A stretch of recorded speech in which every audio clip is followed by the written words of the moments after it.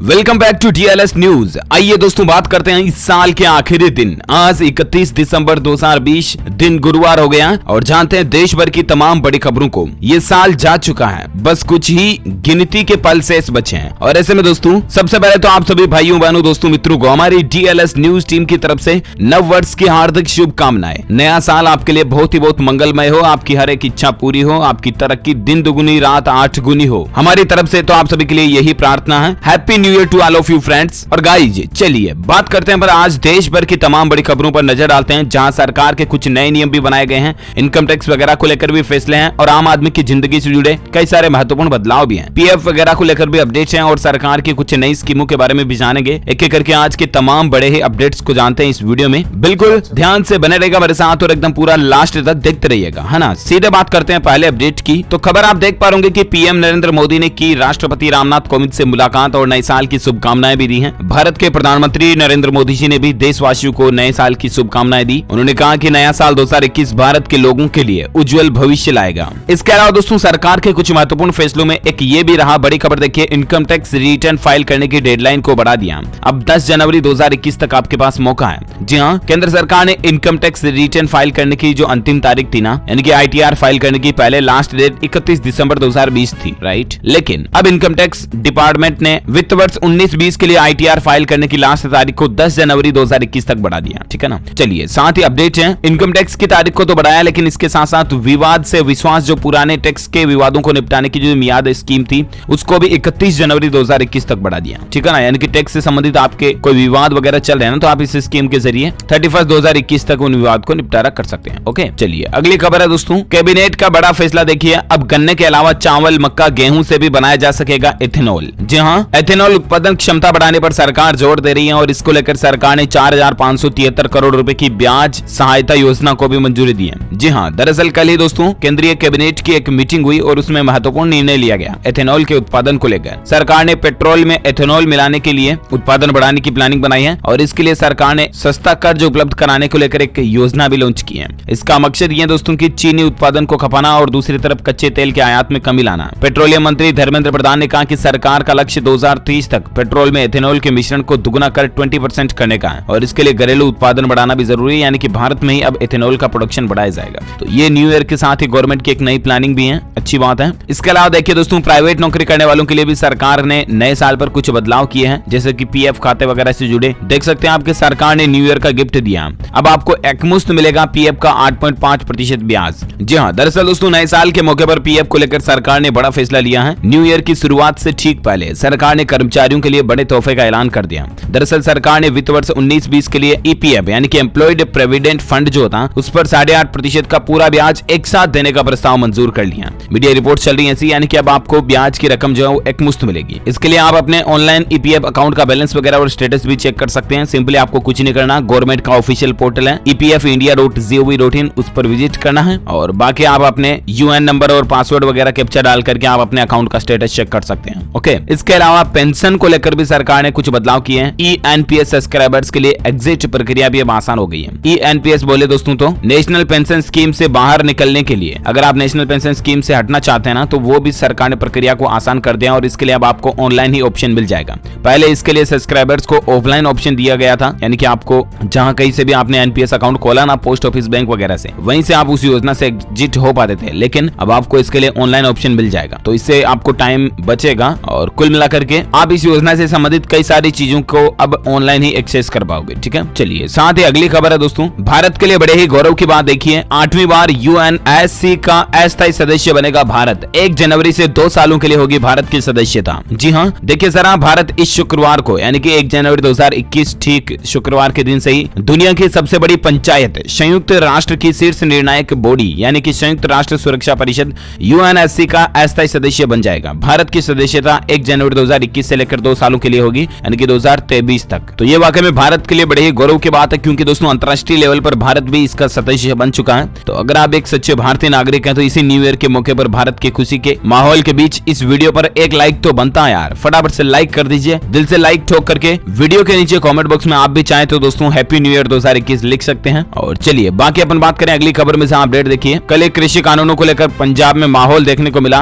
देखिए जरा, किसान आंदोलन चल रहा है, आपको पता होगा। और देखिए पंजाब में टेलीकॉम टेलीकॉम टावरों में तोड़फोड़ से तकरीबन 1.5 करोड़ मोबाइल उपभोक्ता प्रभावित हुए हैं। दरअसल केंद्र सरकार के 3 नए कृषि कानूनों के विरोध में किसानों के आंदोलन के दौरान दूरसंचार टावरों में बड़ी संख्या में तोड़फोड़ से कनेक्टिविटी का बुरा असर पड़ा। कोरोना काल में खासकर से घर से जो पढ़ाई कर रहे छात्र, वर्क फ्रॉम होम करने वाले लोग, मतलब जिनको इंटरनेट मोबाइल नेटवर्क की ज्यादा जरूरत पड़ती है, उनमें काफी परेशानी देखने को मिली। कल ही वो 1.5 करोड़ उपभोक्ता प्रभावित हुए लगभग। आपकी जानकारी के लिए बता दूं, किसान आंदोलन का आज 36वां दिन है और आज भी सरकार किसानों से बातचीत करने की प्लानिंग में है। लगातार कोशिशें चल रही हैं और इसी बीच कल भी किसानों और सरकार के बीच बातचीत हुई भी और इसके अलावा 2 मुद्दों पर सहमति भी बनी है। और अब 4 जनवरी को अगली बैठक होगी नए साल में, तो देखना यह बड़ा ही दिलचस्प होगा कि अगर 4 जनवरी को वाकई में सरकार और किसानों के बीच पूर्ण सहमति बन जाती है ना, तो फिर ये किसान आंदोलन खत्म हो जाएगा और फिर सरकार आखिर दोस्तों कुल मिलाकर के निर्णय क्या लेती है, मैं आपको बताऊंगा अपडेट। और बाकी आज 2 मुद्दों पर सहमति बनी, वो कौन कौन से मुद्दे हैं? तो दरअसल नए कृषि कानूनों को लेकर किसान नेताओं और केंद्र सरकार के बीच जो बैठक हुई ना, उसमें दोस्तों किसानों की 2 मांगों को तो मंजूर कर लिया। बैठक के बाद केंद्रीय कृषि मंत्री नरेंद्र सिंह तोमर ने बताया कि किसानों के 2 मुद्दों की मांगों को मंजूर कर लिया गया है। सरकार किसानों को एक तो न्यूनतम समर्थन मूल्य यानी कि एमएसपी जारी रहने की गारंटी लिखित में देगी, लिख कर देगी, ठीक है ना। एक तो ये मांग सरकार ने किसानों से पूरी कर ली है और इसके अलावा सरकार ने किसानों की समस्या सुलझाने के लिए एक संयुक्त कमेटी बनाने का प्रस्ताव भी दिया, लेकिन हालांकि इसे किसान नेताओं ने मानने से इनकार कर दिया। बाकी सरकार का यह कहना दोस्तों की मतलब किसानों की जो समस्याएं है ना, उनके लिए एक अलग से समिति संगठन बना दिया जाएगा जिससे कि किसानों की समस्याओं का समाधान आसानी से जल्दी हो पाए। तो ये 2 मांगे सरकार ने मंजूर करी हैं और बाकी 4 तारीख को 4 जनवरी को नेक्स्ट बैठक होगी, तो देखते हैं उसमें भी क्या निर्णय लिया जाता है। मैं आपको अपडेट बता दूंगा DLS न्यूज पर। और फिलहाल देखिए आप अगली खबर। दोस्तों अगर आप हमारे देश में कहीं पर भी प्रॉपर्टी मकान वगैरह खरीदना चाहते हैं ना, तो एक रिपोर्ट में इस बात का पता चला कि देश में मकान खरीदने के लिए गुजरात अहमदाबाद जो है ना, वो सबसे सस्ता बाजार है और सबसे महंगा बाजार जो है वो मुंबई का है, महाराष्ट्र मुंबई है ना।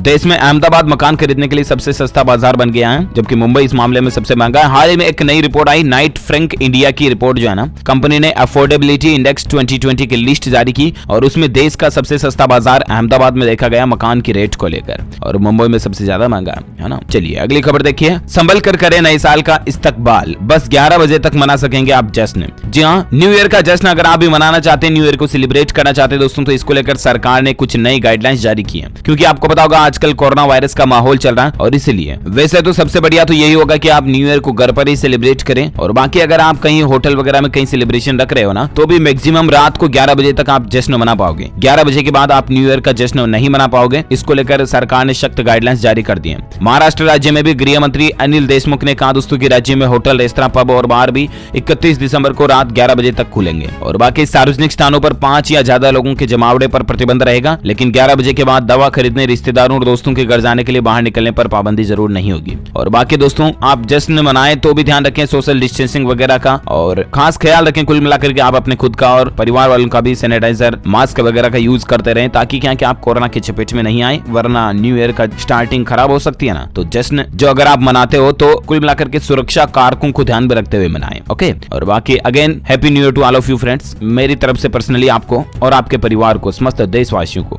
नववर्ष की हार्दिक शुभकामनाएं। और अगली खबर देखिए दोस्तों, अपराधियों पर कहर बनकर टूटी सीएम योगी की पुलिस, अब तक 733 करोड़ रुपए की संपत्ति कुर्क कर ली है। जी हाँ दोस्तों, जब अपराधियों को सबक सिखाने की बात आती है ना, तो शायद दोस्तों हमारे देश में उत्तर प्रदेश जितना सख्त अपराधियों पर कार्यवाही करने वाला कोई और राज्य होगा, क्योंकि यूपी के मुख्यमंत्री योगी आदित्यनाथ जो है ना, अपराधियों को सबक सिखाने के लिए और माफियों पर, कुख्यात गैंगस्टर वगैरह जो उन पर कार्यवाही करने के लिए हमेशा तत्पर रहते हैं। इससे जनता में सुरक्षा की भावना के साथ साथ पुलिस में भी विश्वास बढ़ा है यूपी के अंदर, है ना। योगी सरकार वाकई में मतलब क्या, अब मैं ज्यादा बोलूंगा आप कहोगे यार बीजेपी की साइड ले रहे हो वगैरह वगैरह, खैर छोड़ो। फिलहाल आप अगली खबर देखिए। राजधानी दिल्ली को लेकर एक नया नियम है, रात को 9 बजे के बाद बंद हो जाएंगे राजीव चौक, मेट्रो स्टेशन के गेट। ड्रंक एंड ड्राइव पर पुलिस की कड़ी नजर भी चल रही है। दरअसल नए साल के जश्न के रंग में भंग न पड़े ना, इसके लिए दिल्ली पुलिस सख्त हो चुकी है। और राजधानी दिल्ली की सड़कों पर अगर आप भी घूमते हैं तो जरा सावधान हो जाइए, अलर्ट हो जाइए, क्योंकि दोस्तों न्यू ईयर के मौके पर एक तो आप दारू पीकर, शराब पीकर, वाइन पीकर, बियर पीकर कभी गाड़ी ना चलाइएगा, वरना आप पर अच्छा खासा जुर्माना लग सकता है और आपको न्यू ईयर के पहले ही दिन चुनाव भी कट सकता है, समझ रहे हो ना। क्योंकि सरकार आजकल इन चीजों को लेकर ज्यादा सख्त है। आपके मुंह में तुरंत मशीन डाल करके फूंक लगा करके चेक कर लेगी कि आपके शरीर में अल्कोहल का लेवल अभी क्या चल रहा है, समझ रहे हो ना। तो होशियारी ना लगाएं, नशे की हालत में वाहन ना चलाएं। पहली बात तो ये ध्यान रखें, आप वैसे भी कभी नहीं चलाना चाहिए और खास करके न्यू ईयर का मौका अभी तो ध्यान रखें।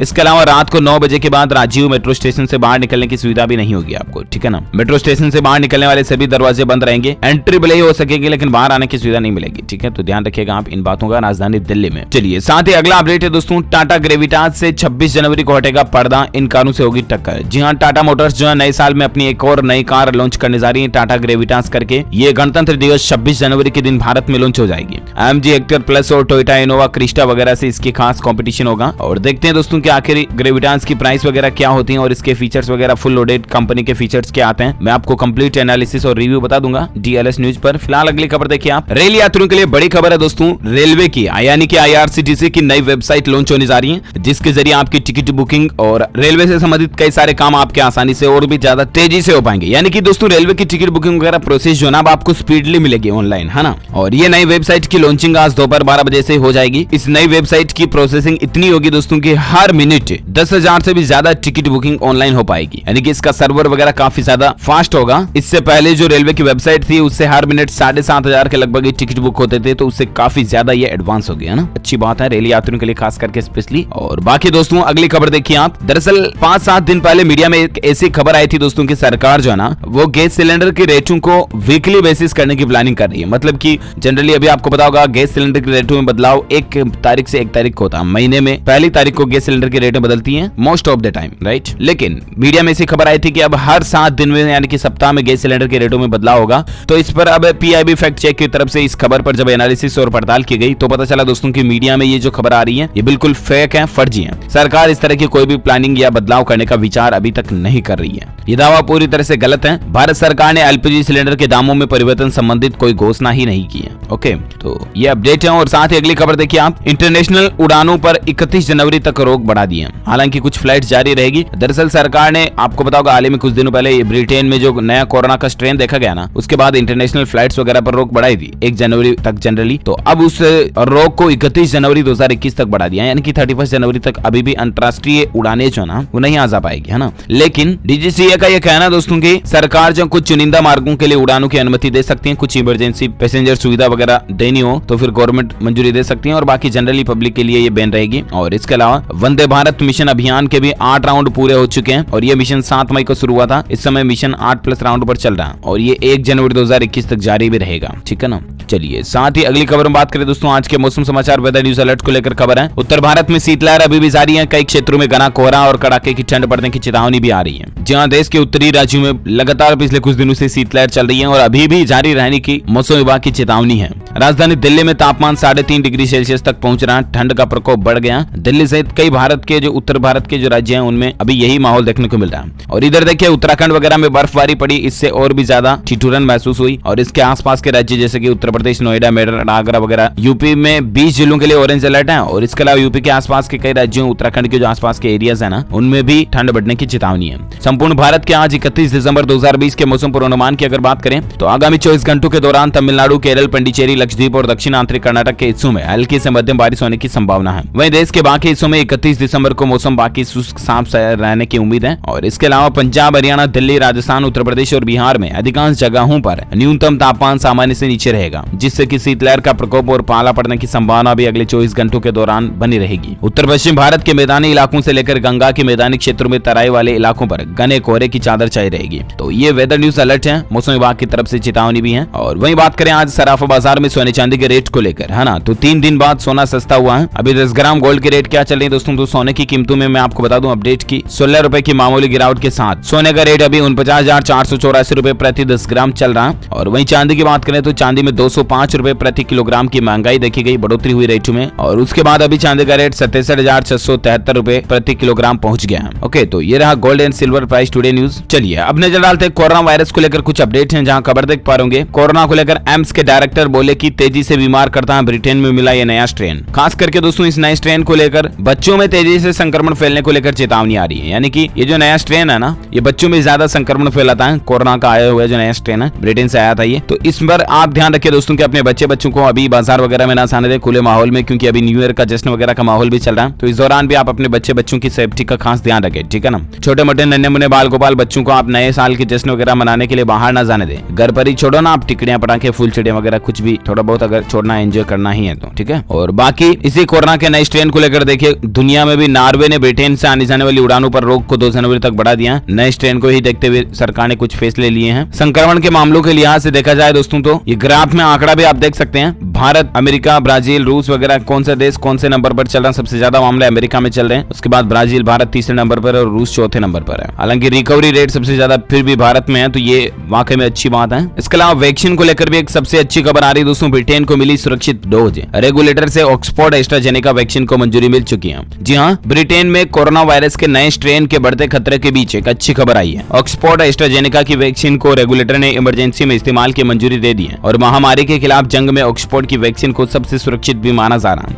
ऐसे में दोस्तों इमरजेंसी अप्रूवल मिलने के बाद ब्रिटेन में काफी राहत मिलने की उम्मीद भी नजर आ रही है। अगले सप्ताह से ब्रिटेन के लोगों को ऑक्सफोर्ड एस्ट्राजेनेका की वैक्सीन दी जाएगी, तो ये वाकई में अच्छी पहल है। और इसके अलावा भारत में आज के ताजा आंकड़ों की अगर बात करें ना, तो दोस्तों पिछले 24 घंटों के दौरान भारत में कोरोना के जो बढ़ने वाले मामलों की संख्या है वो लगभग 22,000 तक बढ़ोतरी हुई संक्रमितों की संख्या में। और उसके बाद कुल संक्रमित केस जो है ना भारत में वो 1,02,67,000 से भी ज्यादा पहुंच चुके हैं, जिसमें से 2,55,000 से ज्यादा एक्टिव केस चल रहे हैं, यानी कि सक्रिय हैं, जिनका अभी इलाज चल रहा है। जबकि 98,59,000 से भी ज्यादा मरीज ठीक हो चुके हैं इस वायरस के कारण। वहीं इस वायरस से भारत में जान जाने वाले लोगों की संख्या का कुल आंकड़ा जो है वो 1,48,774 से भी ज्यादा पहुंच चुके हैं। तो ये रहा भारत में आज का ताजा कोविड डेटा, राइट। आइए अब नजर डालते हैं देश से जुड़ी कुछ और खबरों में, जहां अपडेट देखिए। अगर आप दोस्तों नए साल के ऊपर कार वगैरह पर लोन लेना चाहते हैं ना, मनपसंद कार खरीदना चाहते हैं ना, तो SBI और ICICI बैंक ये दोनों खास करके अपने ग्राहकों के लिए सस्ते लोन का ऑफर लेकर आए हैं न्यू ईयर ऑफर के तहत। आप SBI की तरफ से भी ट्वीट करके लिखा गया देख सकते हैं कि welcome 2021 with a brand new car, get car loan with SBI at 7.50% interest rate. यानी कि SBI तो 7.5% रेट पर आपको कार लोन दे रहा है। और बाकी पंजाब नेशनल बैंक से भी आप कार लोन बहुत ही कम इंटरेस्ट रेट पर ले सकते हैं। देख सकते हैं PNB ने भी ट्वीट किया कि आपके रफ्तार से भरे सपनों के लिए PNB कार लोन वगैरह वगैरह। और PNB भी आपको 7.55% पर कार लोन दे रहा है, ऐसा कोई ज्यादा महंगा नहीं। और बाकी HDFC बैंक 8.80% से शुरू करता है कार लोन, ICICI बैंक 8% पर दे रहा है। तो इन दोनों से अच्छा तो SBI और PNB आपको कार लोन सस्ता दे रहा है, ठीक है ना।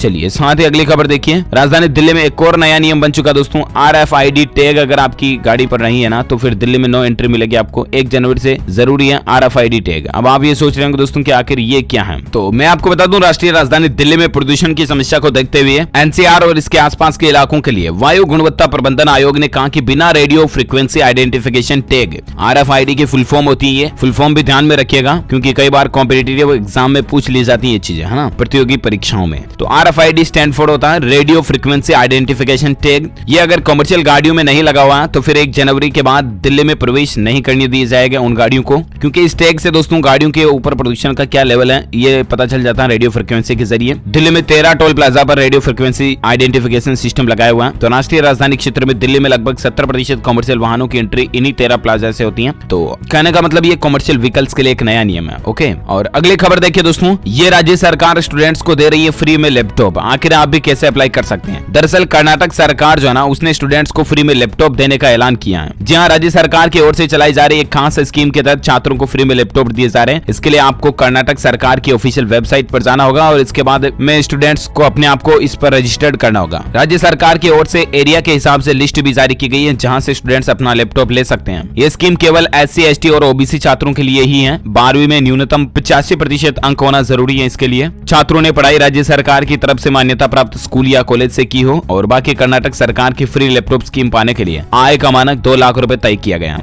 इन स्टूडेंट्स को ये दिया जाएगा, ठीक है ना। और बाकी स्टूडेंट्स के लिए ये भी कंडीशन है कि अगर पॉलिटेक्निक, इंजीनियरिंग कॉलेज या मेडिकल में स्टूडेंट्स ने एडमिशन लिया तो ही वो पात्र होंगे। दरअसल कर्नाटक सरकार सिर्फ उन स्टूडेंट्स को लैपटॉप देगी जो आगे प्रोफेशनल स्टडीज करना चाहते हैं। इसके लिए कौन कौन से डॉक्यूमेंट जरूरी होंगे, तो ये लिस्ट आप देख सकते हैं। नागरिक प्रमाण पत्र, वोटर कार्ड, ID कार्ड वगैरह, आधार कार्ड जो भी है, बैंक खाते की डिटेल्स। और इसके अलावा आप ऑफिशियल वेबसाइट है DCE cee.karnataka.gov.in इसके जरिए आप ऑनलाइन अप्लाई कर सकते हैं अपने लैपटॉप के लिए। ओके, अगर आप एप्लीकेबल हैं तो। चलिए अगली खबर देखिए, आप कुछ एजुकेशनल खबरों से संबंधित न्यूज जान लेते हैं। एक तो बिहार में सरकारी स्कूलों के 9वीं से 12वीं तक के छात्रों को निःशुल्क फेस मास्क मुहैया कराएगी बिहार सरकार। ये फैसला है बिहार गवर्नमेंट की तरफ से। 4 जनवरी 2021 से बिहार में स्कूलें खोलने की प्लानिंग चल रही है और इसी बीच दोस्तों बिहार में 9वीं से 12वीं तक के स्टूडेंट्स को फ्री मास्क मिलेगा, ठीक है ना। इसके अलावा IIT बॉम्बे इस तारीख को जारी करेगी एडमिट कार्ड, स्टूडेंट्स चेक कर सकते हैं। UCEED and CEED admission card 2021 को लेकर अपडेट है दोस्तों की 1 जनवरी 2021 को इसके एडमिशन कार्ड डाउनलोड के लिए आपको ऑनलाइन अवेलेबल हो जाएंगे। तो इसके लिए आप ऑफिशियल वेबसाइट है uceed.iitb.ac.in/2021 के जरिए आप अपने एडमिशन कार्ड वगैरह डाउनलोड कर सकते हैं। ओके,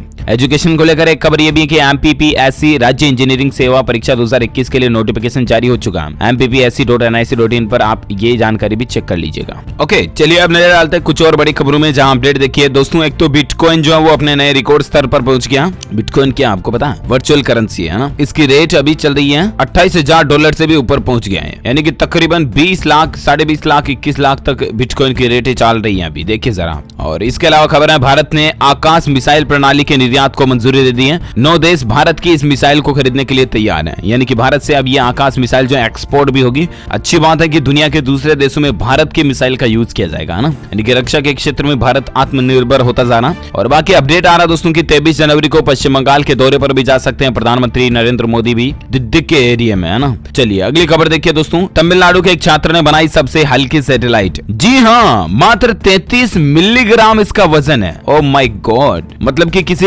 अजूबे के कारनामे से कम नहीं है। वैश्विक स्तर पर अंतरिक्ष मामलों में भारत अपनी मजबूत उपस्थिति दर्ज कराना, और इस तरह का एक कारनामा तमिलनाडु के एक छात्र रियाजुद्दीन शमसुद्दीन ने कर दिखाया। रियाज ने दुनिया का सबसे हल्का सैटेलाइट तैयार किया, और खास बात पता है क्या, इस भारतीय युवा की खोज की तारीफ अमेरिकी स्पेस एजेंसी नासा भी कर रही है। हालांकि उनका यह आविष्कार अभी नासा के लॉन्च पर निर्भर करता है कि ये सैटेलाइट प्रिंटेड पॉलीथेरिमाइड थर्मोप्लास्टिक से बनी है। उन्होंने उम्मीद जताई कि अगर ये मटेरियल स्पेस में बचा रहा तो गोल्ड और टाइटेनियम जैसे चीजों का उपयोग सैटेलाइट में कम हो जाएगा। रियाज फिलहाल त्रिची की शस्त्र यूनिवर्सिटी में पढ़ते हैं, और मतलब देखिए जरा, कुल मिलाकर के दोस्तों 33 मिलीग्राम वजन का सैटेलाइट पूरा। इसमें 11 सेंसर लगे हुए हैं, जो कि सेंसर माइक्रोग्रेविटी पर शोध में मददगार साबित होंगे वगैरह वगैरह। कुल मिलाकर के मतलब भारत के स्टूडेंट्स का हौसला देखिए, और मतलब दिमाग देखिए जरा इसका ना, वाकई में तारीफ काबिल है ये भाई। और अगली खबर देखिए आप। उत्तर प्रदेश की योगी आदित्यनाथ सरकार की एक बड़ी योजना है, जिस जगह गरीब की झोपड़ी है ना, वो जमीन होगी उसके नाम। जी हाँ, उत्तर प्रदेश की योगी सरकार के झुग्गी झोपड़ी वालों के लिए एक बड़ी योजना लागू करने की प्लान बना रही है। इस योजना के तहत जमीन पर गरीब की झोपड़ी है तो सरकार वह जमीन उसके नाम कर देगी। अगर झोपड़े की जमीन रिजर्व श्रेणी और विवादित नहीं है तो उसे संबंधित गरीब व्यक्ति के नाम कर दिया जाएगा। यूपी के मुख्यमंत्री योगी आदित्यनाथ ने गरीबों को झोपड़ी का पट्टा देने के लिए स्वामित्व योजना के तहत अभियान चलाने के निर्देश भी दिए हैं। सीएम योगी ने कहा कि अगर जरूरत पड़ेगी तो गरीबों के आवास क्लस्टर में भी बनाए जा सकते हैं, यानी कि एक ही जगह पर एक साथ कई आवासों के निर्माण की योजना भी है। जिस तरह से सरकारी आवास बनाने की जो प्लानिंग चलती है ना, क्वार्टर वगैरह की, उस तरह की। और बाकी सीएम योगी ने कहा कि सीएम आवास योजना के तहत जिन लोगों को आवास मिलते हैं ना, वहीं टीबी, इंसेफेलाइटिस, कालाजार वगैरह इस तरह के जनित रोग के जो लोग हैं, ऐसे परिवारों को एक स्वस्थ गाय देने और गौपालन के लिए हर महीने 900 रुपए देने के भी निर्देश दिए हैं, यानी कि उनको गाय भी सरकार देगी और उनको पालन करने का खर्चा भी सरकार देगी, है ना। तो ये वाकई में यूपी गवर्नमेंट की एक बहुत ही अच्छी प्लानिंग है। अच्छा, बाकी दोस्तों कर्नाटक के अंदर मतगणना अभी भी जारी है। कर्नाटक इलेक्शन को लेकर अपडेट आ रहा, बीजेपी आगे चल रही है। चुनावों के नतीजों का अभी तक का जो मतलब इन सीटों की जो पोलिंग हुई ना, वहां तक का स्टेटस क्या चला, तो जानकारी आप स्क्रीन पर देख सकते हैं। ओके दोस्तों, तो में आज दिन भर की तमाम अपडेट्स, मुख्य समाचार का वीडियो यहीं फिनिश होता है। इस वीडियो को लाइक करना, शेयर भी करना अपने दोस्तों के साथ फेसबुक और व्हाट्सएप पर, और बाकी इस वीडियो के नीचे कमेंट करके बताइएगा दोस्तों की न्यू ईयर पर आपका क्या प्लान है, कमेंट में मुझे बताइएगा। और चाहे तो आप new year 2021 happy new year भी इस वीडियो के नीचे कमेंट में लिख सकते हैं। और अगेन आप सभी दोस्तों, भाइयों, मित्रों को many wishes by heart from your own DLS भाई फॉर न्यू ईयर 2021, यानी कि नववर्ष 2021 की दिल से, तहे दिल से, मन से हार्दिक शुभकामनाएं आप सभी के लिए बहुत बहुत। और इस वीडियो को लाइक करना, शेयर भी करना अपने दोस्तों के साथ फेसबुक और व्हाट्सएप पर। और अगर आप डीएलएस न्यूज चैनल पर पहली बार तो इस चैनल को सब्सक्राइब करके बेल आइकन जरूर दबा देना। ओके, मिलेंगे अगले नेक्स्ट वीडियो में, तब तक के लिए thank you, take care, good bye, जय हिंद, जय भारत, वंदे मातरम।